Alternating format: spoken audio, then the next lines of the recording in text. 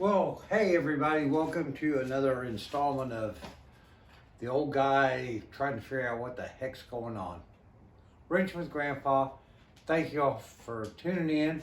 Please consider liking, sharing, commenting, whatever, let's get those algorithms massaged a little bit. Thank you all.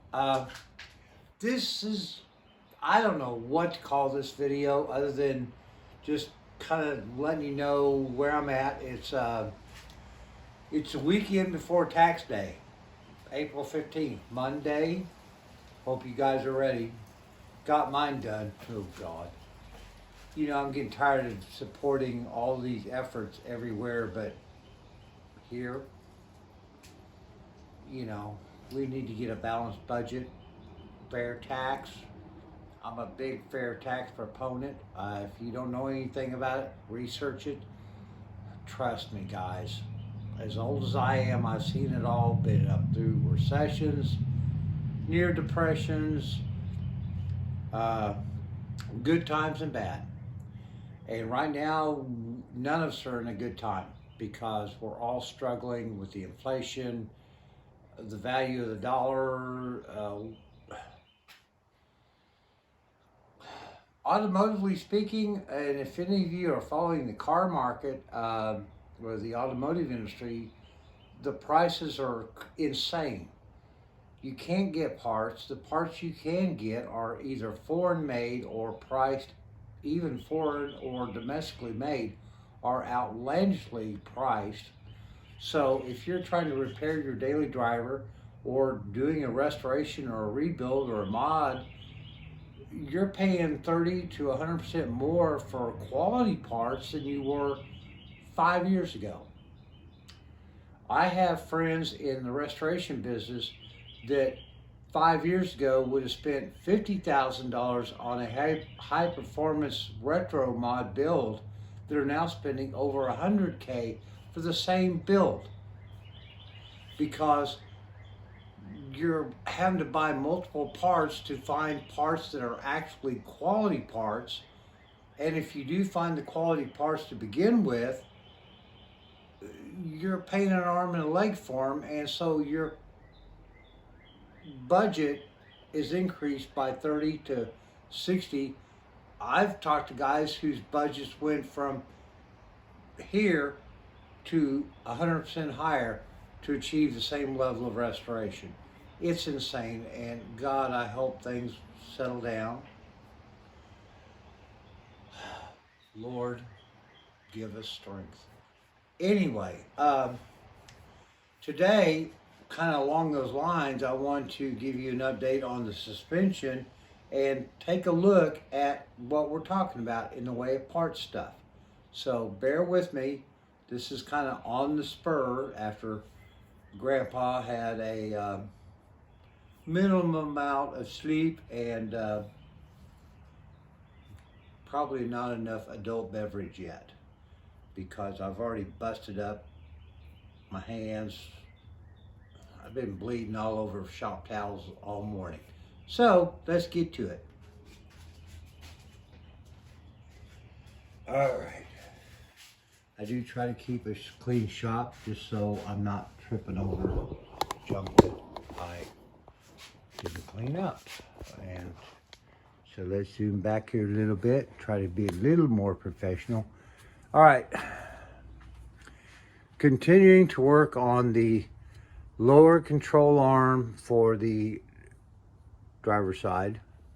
And as you've seen from the previous two videos, we're trying to get this pressed out so that we can replace this bushing, and we're probably going to end up replacing these as well.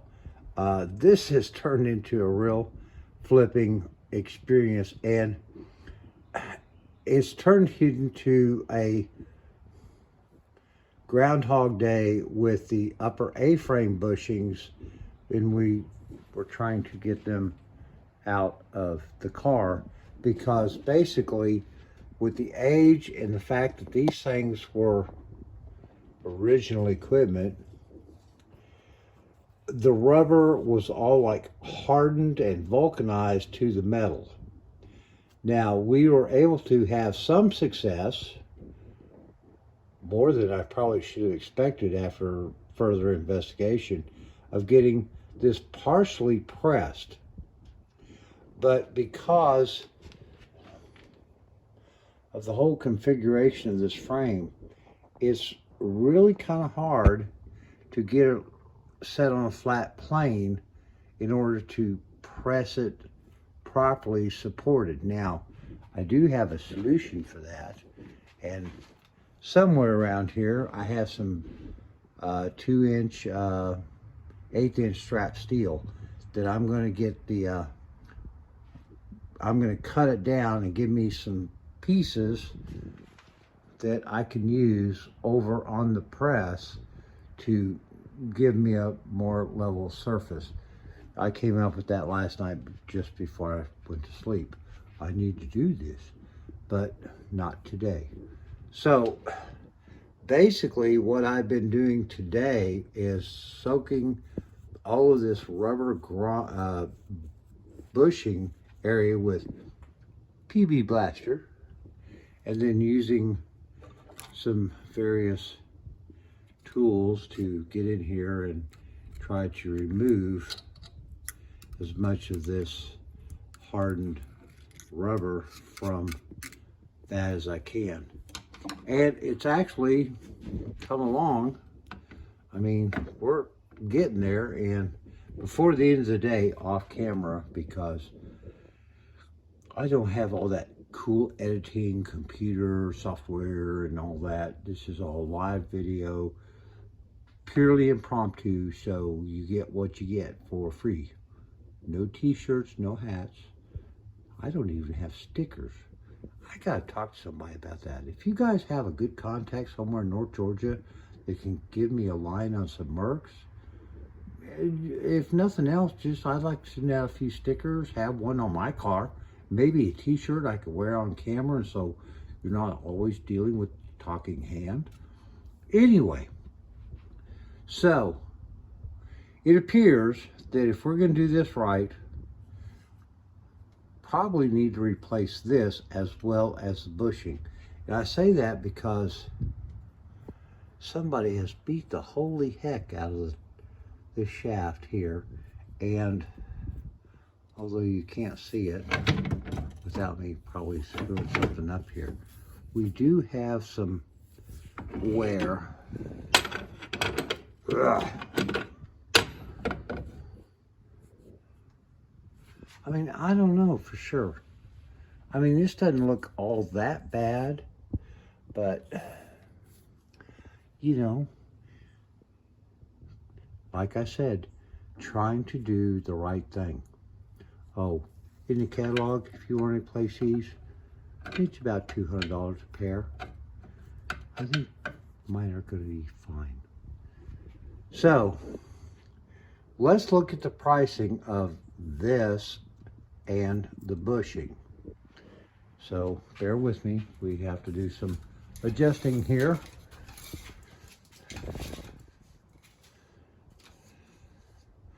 Where's my fender covers? I need a really nice set of Mopar fender covers. Guys, I see all of this, me included. Sometimes I try to grab something, but and I have friends that are working on some really nice cars, and they're just leaning on the fender and on the paint. Fender covers. Come on, guys. Let's do it right, me included. I got to go down. I got to go see my guy, Chase, at O'Reilly, and have him give me some really nice Mopar fender covers. Okay, so let's get into this. What I've got here is the Classic Industries Mopar catalog, which is quite honestly, for this build, the Bible of parts. So bear with me. I want to try to get some good lighting on this so y'all can really see what we're going to be talking about here a little bit.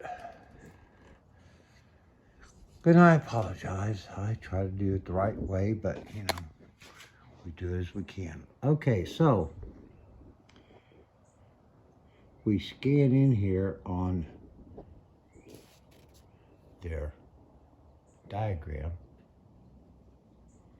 We can see the various parts. Well, the part, this is the bushing. This is your bolt. And if you'll notice, I'll try to zoom in here a little bit. We have a nut, a lock washer, and that goes in there. Okay, that's all good. So now let's zoom back out here a little bit, and let's take a look at what we're offered in the way of parts. So, okay, let's start right here. All right, we have a company called Hotchkiss Sport Suspensions. Had no idea. I'm assuming they certainly aren't out of Wisconsin, but it does say they're made in the USA. Lower control arm bushings. And for, now see, here's the problem.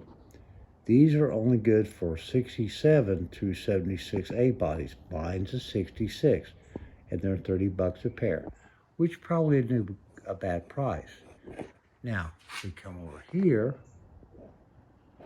we have lower control bushings, 1 lower control arm, 2 required, blah, blah, standard replacement. Fits a 60 to 76 A body, 62 to 72 B body, blah, blah. 60 to 76 A, B, and E body, $7 a piece. Yeah, okay.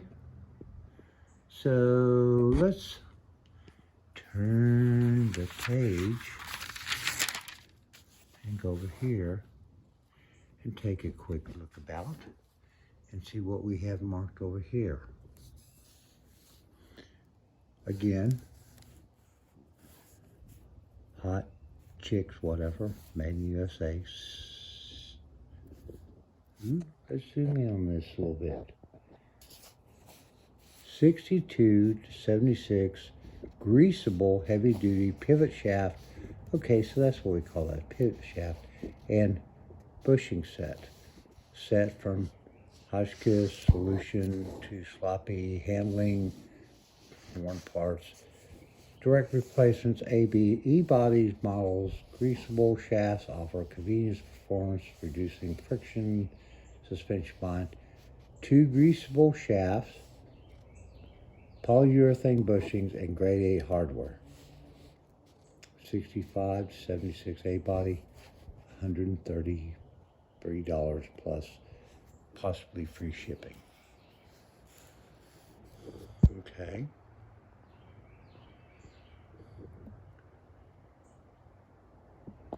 Pretty nice looking stuff there.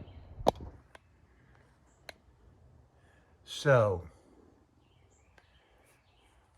you kind of get into this and you start looking at all the different things, and again, this is what I'm talking about. You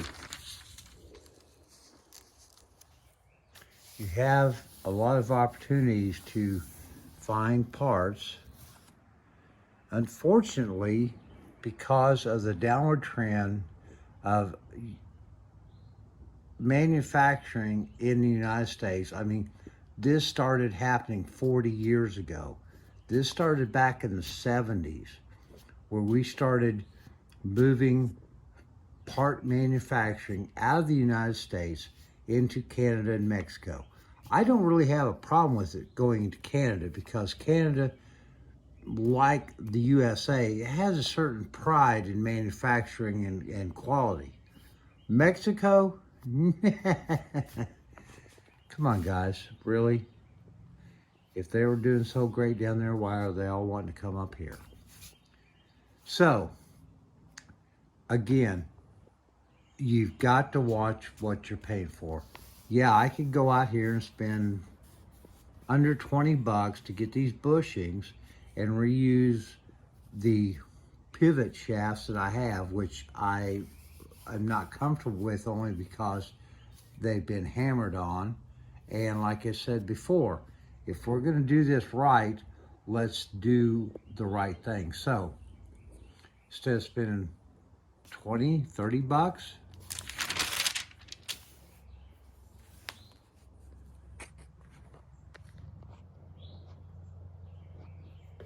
do we go ahead and buy something that's supposedly built in the USA by a, hopefully, I mean, I would like somebody's comments. Do anybody know these people?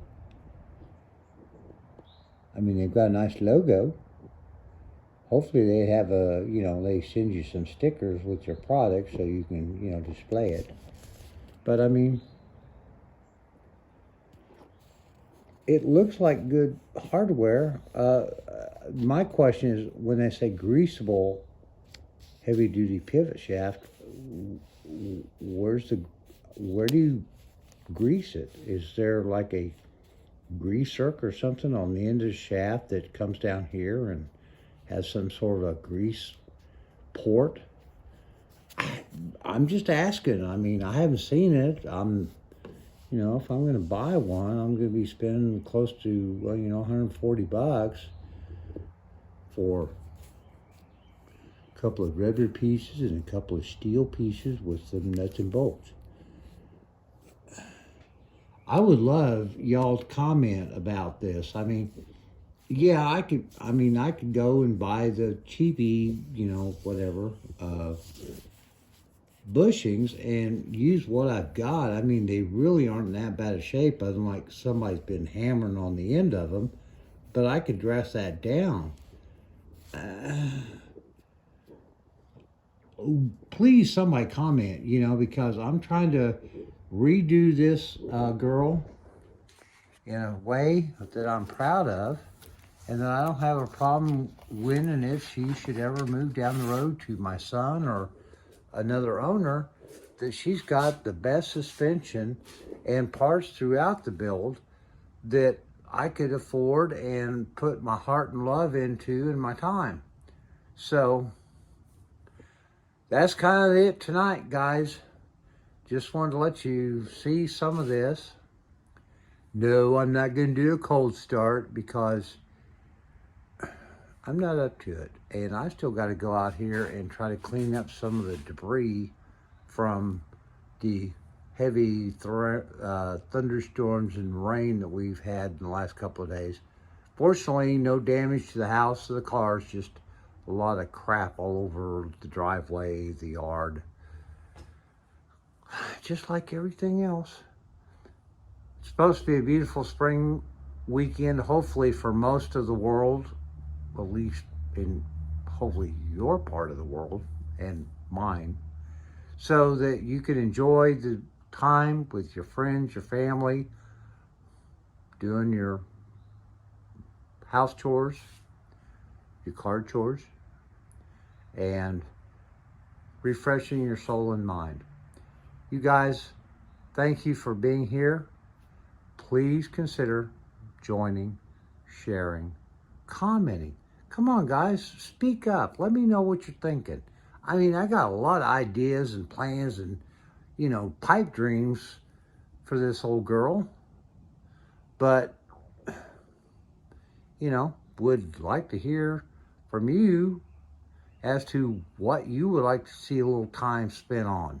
Interior renovation, we got that going on. Got plans for, you know, kill mats and blah, blah, blah in there, and custom matching interior metal paint to match the exterior. Maybe upgrading and going to motorized bucket seats. You know, maybe get something out of a later model Cuda that, you know, I know it's not period correct, but I'm old and I'm tired of You know, I like seats to move around and get me in a comfortable position. Not that big a deal. Maybe, maybe not. We'll see. You know, all kinds of things that we could do, think about doing. One thing I will give you a quick update on is tires, because I've been doing a lot of talking with my tire guy, been doing some research on tires, and here's the conclusion that I have come to. All right. This is one of the 2 tires that I currently have that were graciously given to me by a good friend, along with the slotted mags.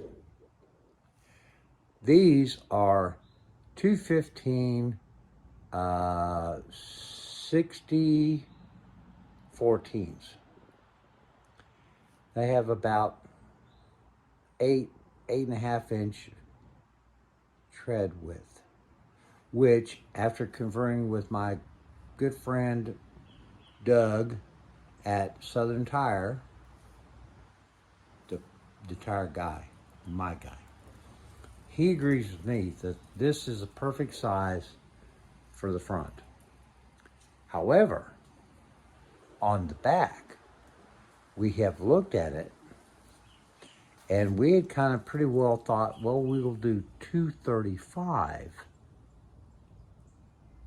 60 14s, which would give us a little bit more width. Well, you know what? I got to doing a little more looking around, and here's what I'm thinking.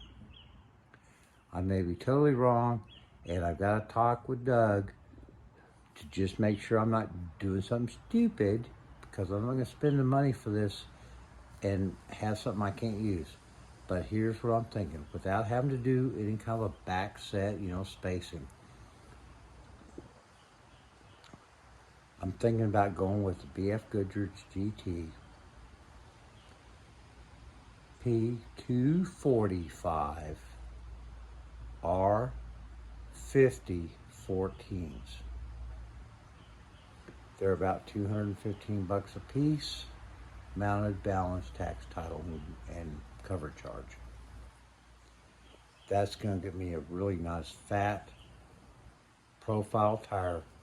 And being that this car, yeah, even though it's up on jack stands, it's on jack stands on the axle. So what you're seeing right here in tire and, you know, space isn't going to be that much difference once it settles.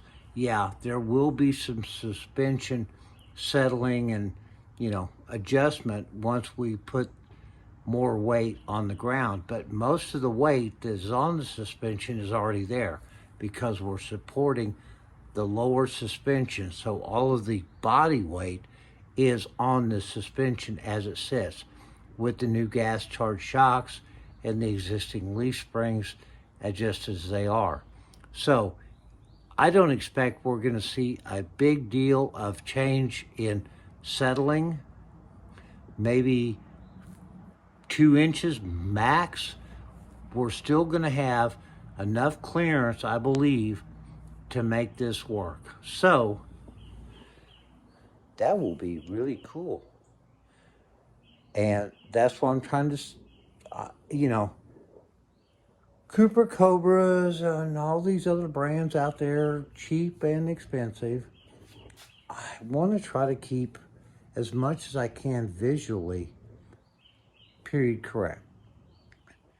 Firestone, BF Goodrich, Goodyear, Hoosier, depending upon what you were doing, racing, track cars, street cars, muscle cars. Those were the brands that were most predominantly found on these kind of cars in the day. So I want to try, even though they're a little more expensive, I want to try to keep it correct. And we'll do those here for the back, and then depending on what kind of shape and where I can get out of the existing 2 that I've got for the front, if I have to, these will match up with the Goodyear GTs on the back. At least that's the plan.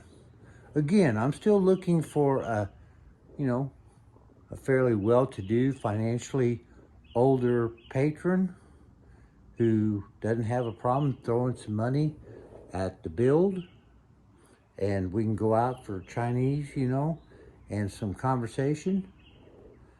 I probably wouldn't need to bring the wife with me just as a chaperone, but you get my drift. If you're somebody that really wants to support the build and you got more money and you got good sense, PM me. I'll send you the address. Thanks, guys, again.